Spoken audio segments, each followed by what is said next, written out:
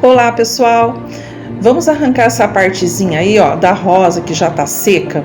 Isso daí vai deixar a rosa mais forte, mais viçosa, né? Vai ajudar aí as suas rosas a ficarem fortalecidas. Isso daí é coisa que a gente aprende com os antigos. Espero que vocês tenham gostado do vídeo de hoje.